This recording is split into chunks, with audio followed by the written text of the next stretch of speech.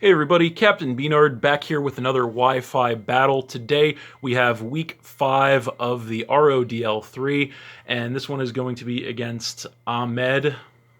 So, going into this game, we are 2-2 following a pretty unfortunate loss last week, whereas our opponent here is actually coming in 3-1. So, not only is this guy the head of the division that he is in this season of this draft league, but I believe he's actually the champion from last season of this very draft league. So, we're definitely behind the 8 ball quite a bit on this one. His team does match up pretty well against mine. So looking at his team, I'm actually a little bit surprised to not see the Kabutops that he drafted here, because that would have some very good rain synergy.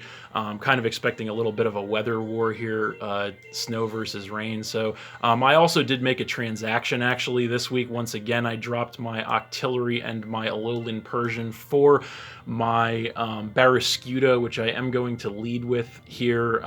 So I think it actually matches up pretty well, trying to hopefully take advantage of his own rain. So I'm a little bit shocked to see him bring the Chinchino here as well. So I guess we'll see what happens, but we're just going to go ahead and get into it now. Really need the win this week, unfortunately, because of that loss last week that I did mention. So definitely a really important game here. So hopefully we can pull it out.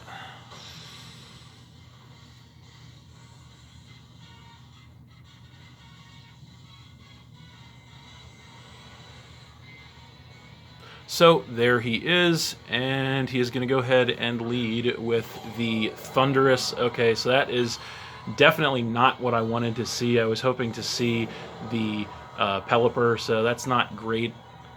So I do naturally outspeed this thing, but if he is choice scarfed, he is going to outspeed me. So I really don't want to make any big risks early on here, so I'm going to actually just swap straight into the Goodra.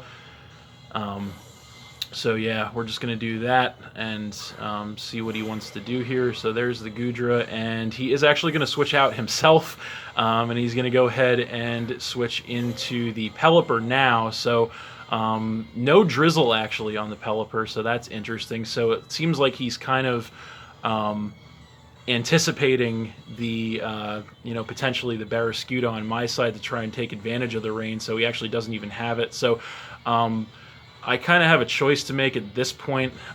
He definitely does have that electric immunity on deck with the Thunderous, so but nonetheless I don't really see him switching into that once again. So I'm just going to Thunderbolt here and hope he stays in, but no, of course he's not going to, and he is going to switch into the Bronzong. Okay, so I'm going to land a Thunderbolt on this thing, and that is not going to do too much to this thing at all, unfortunately. And then he is going to regain some HP with the leftovers there as well. So, what's he going to want to do here is the question. He might want to set up screens. I don't know. I don't really see this thing as being able to harm me too much, but I could take this opportunity to try and switch into something else. So I think I am actually going to go ahead and take this opportunity to go ahead and switch into my Seismitoad. Maybe I can get the Stealth Rock up. That would be really beneficial with all the switching that I'm sure is going to be going on in this game. So speaking of which, he is just going to go ahead and use the Stealth Rock of his own to get the entry hazard set up on me. So not great, but kind of is what it is. So he is going to regain some HP with the leftovers there, and so I think there's no reason for me to not just go ahead for my own Stealth Rock this turn. So that is what I am going to do. I don't think this thing can really do much. He is probably going to end up switching anyway, but I do want to try and get the rocks up. He is going to go for the switch, and he is going to go, it looks like, into the Pelipper, and he is going to, or I'm going to go for the Stealth Rock, so get that entry hazard set up, which is good. Now, this thing can carry a grass move actually, so that's definitely a risk that I don't specifically want to take, although he's probably just going to end up defogging, but even so, I don't really have anything I can hit the Pelipper with the Seismitoad, so I'm just going to go right back into the Goodra. and see where that goes. So in comes the Goodra once again, and he is, I'm going to take the Stealth Rock damage, and he is just going to defog, so he's going to go ahead and get rid of both of our sets of Stealth Rocks there. That is going to cut my evasion. So yeah, that just kind of is what it is there, kind of an even exchange. So I could predict him to go back into the Bronzong here. He could definitely do that, and it seems like I think I'm actually going to try and catch him with that, and I'm going to go for the Flamethrower. I can't imagine him wanting to stay in here regardless, and indeed he does go for the switch, and indeed he is going to go back into the Bronzong, which is good, so I am going to catch this thing with a Flamethrower here, so we'll see how much it does. And that is going to do virtually nothing, actually, so that's really disappointing. so yeah, that's not good at all. So he's going to regain some HP with the leftovers there. So yeah, this thing might be maximally specially defense invested. Might even have heat proof too. So yeah, I can't really stay in on this matchup, unfortunately. So I'm going to have to switch, and I think... I mean, I guess we could just keep playing this game of Stealth Rock and whatnot, but I don't know what I want to do here. I could just go right back into the Seismitoad, but you know, I think I'm going to switch it up this time, and I'm going to go into Scissor, actually. So we're going to go ahead and do that. So I'm going to bring in Scissor, and he is actually going to go for a Reflect here, so that is going to increase the physical defense of all of his Pokemon for several turns. He's going to regain some more HP with the leftovers there. So yeah, that's not great for me. So yeah, the Bronzong definitely is a support set for sure. So yeah, what do... I think I am Choice Band here, so I think I'm probably just going to go for that Choice Band U-turn, so to try and get some hopefully good damage, even though with the Reflect up probably not going to be great. So even, you know, regardless of if he stays in or switches, and he is going to go for a switch here, so he's going to go ahead and come back in with the Thundurus. So there's that thing, and so I am just going to U-turn on this thing, and thanks to that Reflect, really not going to do that much damage, although I'm going to get a little bit of chip. So I do have the switch advantage on this thing, so it's really going to come down to, I think I'm probably just going to have to go right back into the Goodra here to be safe, because I don't know what this thing, I don't know anything about this thing's set, and I don't want to really make any risky predictions right now. So we're kind of at a little bit of a stalemate here once again. I could see him probably wanting to just come right back in with that Bronzong. I don't anticipate him wanting to stay in here at all with this thing, although maybe he will, who knows.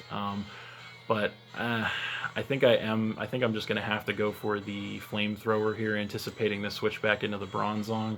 So he is indeed just going to go for that switch, and he is indeed just going to bring back the Bronzong. So that is unfortunate, just another loop in. I mean, the only good thing is getting the Flamethrower. I am going to be getting the most damage I possibly can on this thing, even though it's virtually negligible damage. A burn would be nice. Unfortunately, I don't get it, and he is going to regain more HP with the leftovers. So we're really at a pretty big stalemate right now. So I think, I mean, I could stay in and try to hit this thing with another Flamethrower. It's really not getting worn down all that much at all from that Flamethrower, but yeah, I really don't know what to... He's just so walled up, it's really hard to kind of make that distinction. But you know what? I think we are just going to go ahead and... actually, you know what? I think we're going to... I don't know.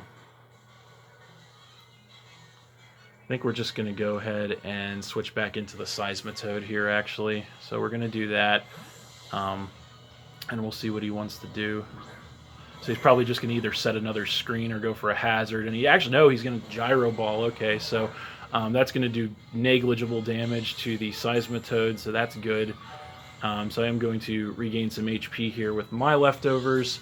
He's also going to get that HP recovery with the leftovers. So yeah, he's probably going to want to switch once again. I mean, I could take this opportunity to go for my Stealth Rock once again to try and get that hazard set up, but unfortunately he's probably just going to go right back into the Pelipper. But but that would force him to defog for a turn if I did do that.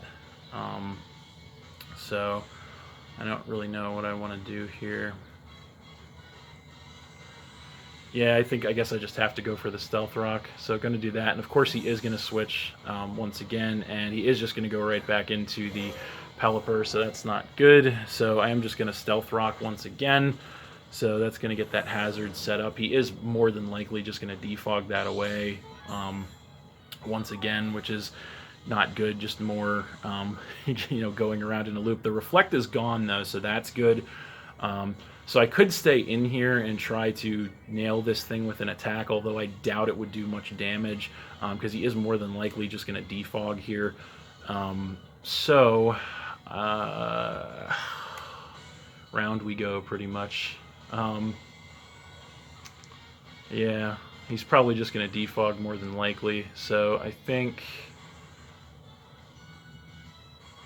I mean, I guess he could try to attack me, but I kind of doubt it. So you know what? I think I'm going to make a different call here, and I'm going to go ahead and switch into the Alolan Ninetales, because he does have many Pokemon weak to those rocks, so I can't imagine he would want to...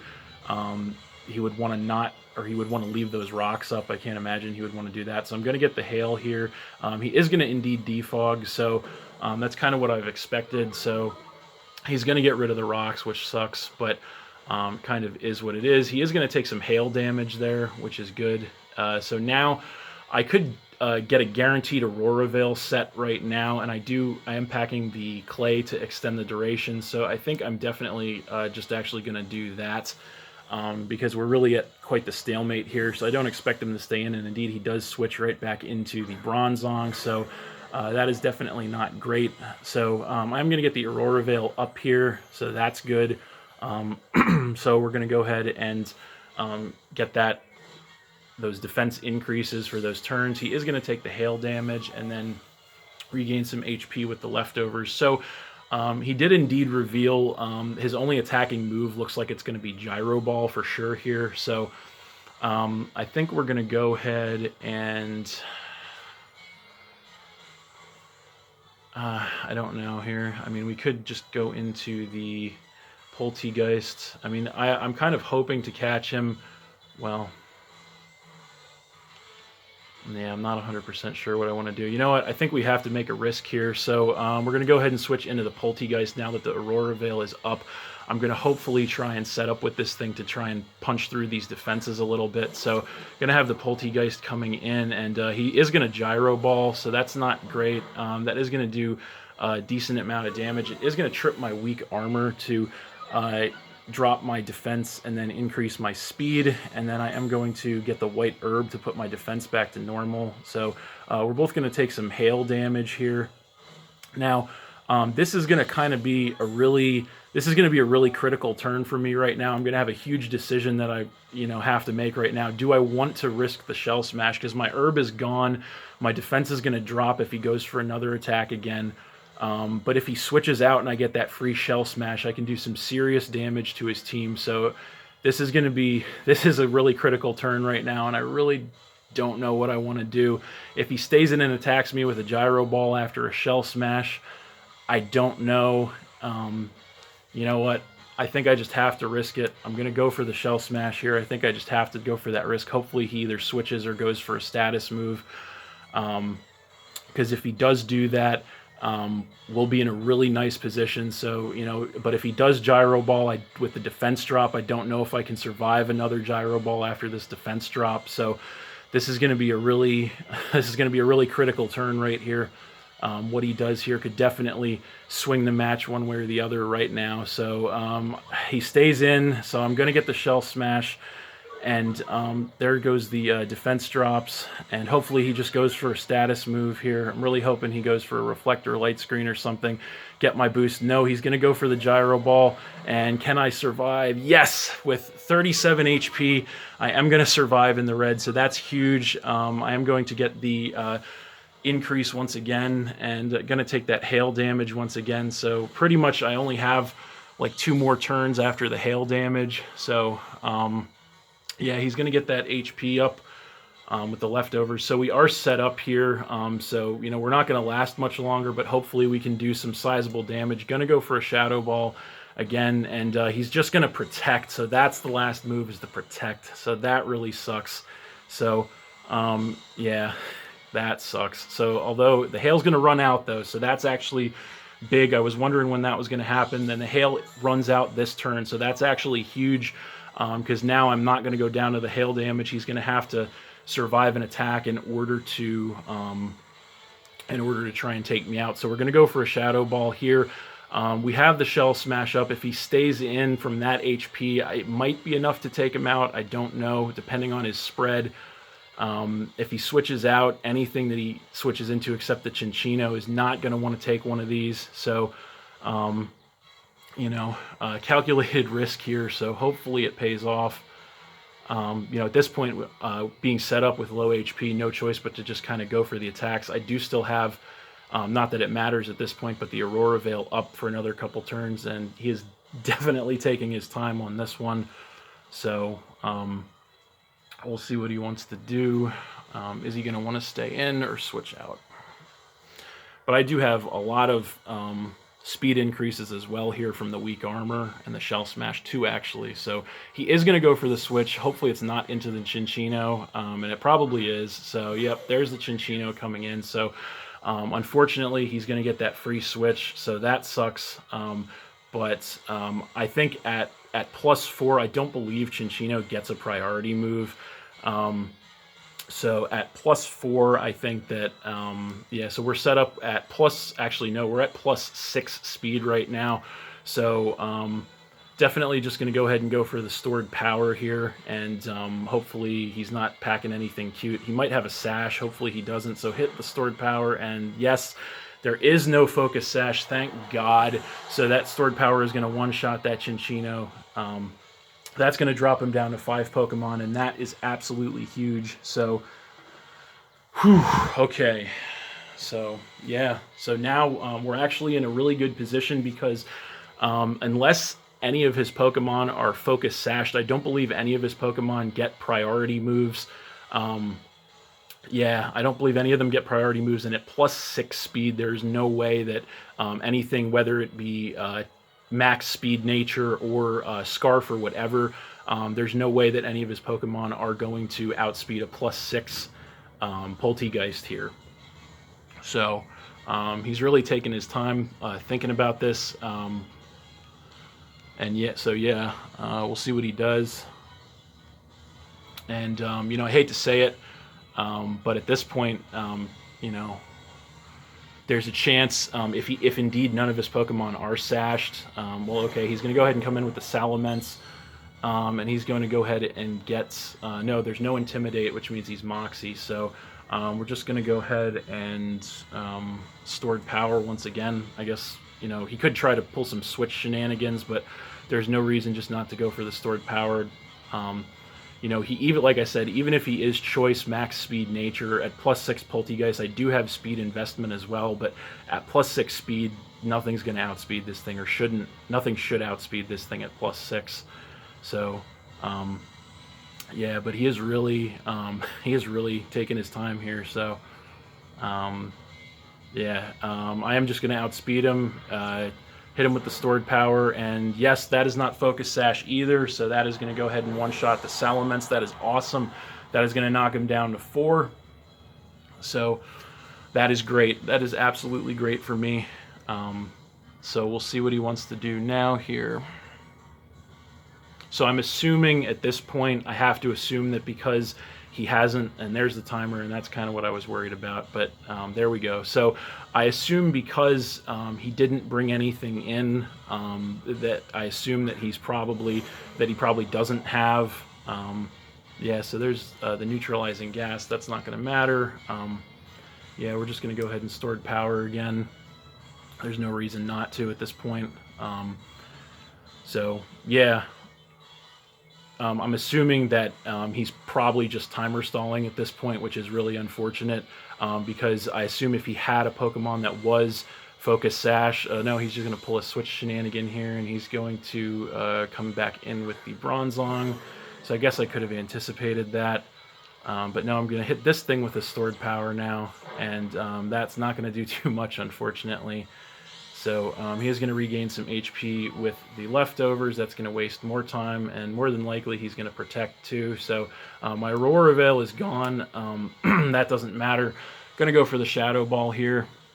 And yep, there's the protect. So at this point, like I said, I assume if he had any answer for the Poltegeist, this would not be happening. So at this point, he's essentially looks like just timer stalling me to try and avoid the sweep. And unfortunately, with only minutes left in the game, that may very well be what happens. So yeah, that is unfortunate. So he gets the leftovers recovery once again. Just going to go for the Shadow Ball again here. And yeah. So we're going to see what happens. Taking his time as usual, and he is going to go for the switch. So I'm going to go back into the wheezing here. I guess I could have anticipated that and gone for the stored power, but didn't want to make any risky plays. Going to hit him with the Shadow Ball at +2, and we'll see how much it does. It is enough to just go ahead and one-shot that wheezing, actually, so that's awesome. That's going to knock him down to 3, and we're down to a minute left in the game, unfortunately, so assuming he is probably going to take his time here and or protect, so that's probably where the game is going to end, unfortunately. Yeah, he's just going to bring the Bronzong in. I'm sure he's just going to go ahead and protect again, more than likely. So I'm just going to keep clicking my attacks, and there's the protect once again, just eating time. And you know, this is unfortunate, because definitely this definitely would have been a clean sweep if it were not for you know, the timer and stall tactics here. But you know, it is what it is. It's going to be a victory for us regardless, so that's definitely positive. But yeah, so he's going to go for the double protect, and he actually doesn't get it off here, so that's awesome. So this thing is going to eat a Shadow Ball for its troubles, and finally we're going to go ahead and get rid of the Bronzong with seconds left on the clock. That is going to knock him down to 2 Pokemon, and that's pretty much going to be the end of the battle. So it looks like it's going to end there, a 6-2, even though, as I said, it doesn't look like he had any answers for the Poltegeist after setup so firmly, so that, yeah, so that's going to be it. So great showing there. That was a good match, pretty intense, definitely took a lot of risks, and they definitely paid off. So we're going to get a 6-2 victory there over Ahmed. So a much needed victory for the Philadelphia Pidgeys this week to try and bounce back. So that is pretty great. But yeah, like I said, the only kind of sort of disappointing thing about that is definitely could have had a 6-0 victory there had it not been for the you know, little bit of timer stalling on his side. But it kind of is what it is. You know, with the 20-minute timer especially, it just, you know, happens. But really happy with the outcome of the battle nonetheless. So with that, the Pidgeys are going to advance to 3-2. Like I said, much needed victory there after last week. So getting back in the game. So that's it. Thanks for watching again, everybody. Hope you all enjoyed. Please hit that like button, leave a comment, and or subscribe if you did enjoy, and stay tuned for more new battles in the future. So that's it, and we'll see you next time.